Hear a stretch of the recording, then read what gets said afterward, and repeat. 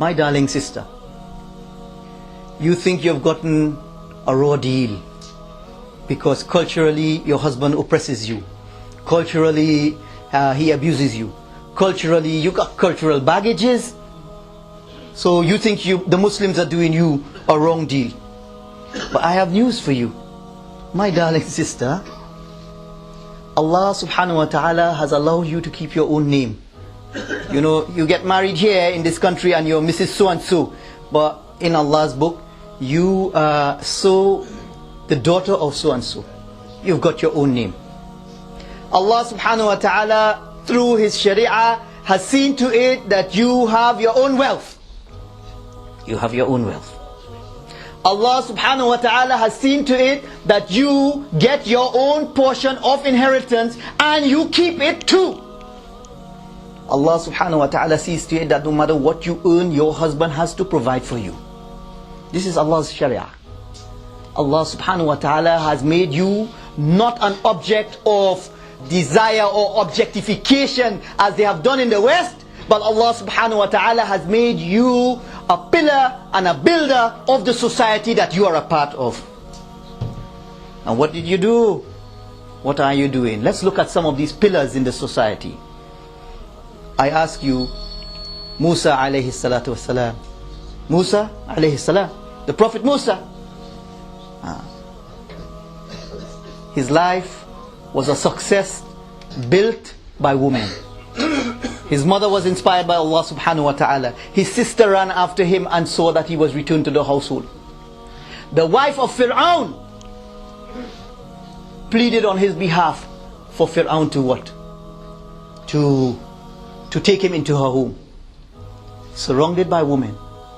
The life of the Prophet sallallahu alaihi wasallam was a success by women. Khadija radiallahu ta'ala anha gave herself and her wealth and all that she had for this deen.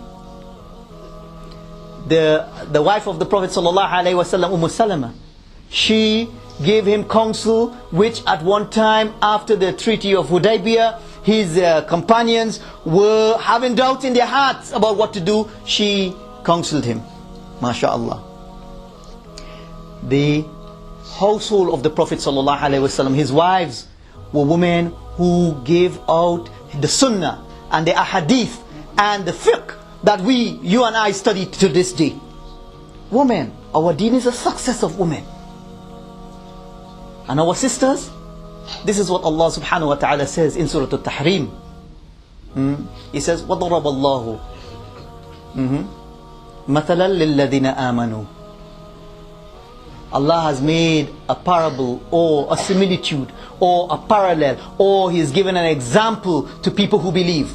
Not women who believe, people who believe, both men and women.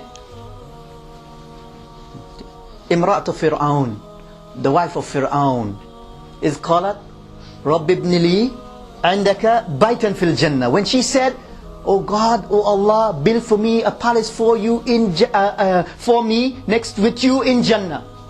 وَنَجِّنِي مِنْ فِرْعَوْنَ وَعَمَلِهِ وَنَجِّنِي مِنَ الْقَوْمِ الظَّالِمِينَ." For people who believe, yeah?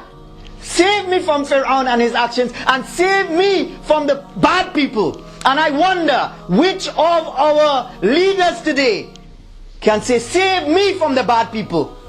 But you're saying, this is my job, brother, so I have to toe the party line. It is my job, brother, I have to do this.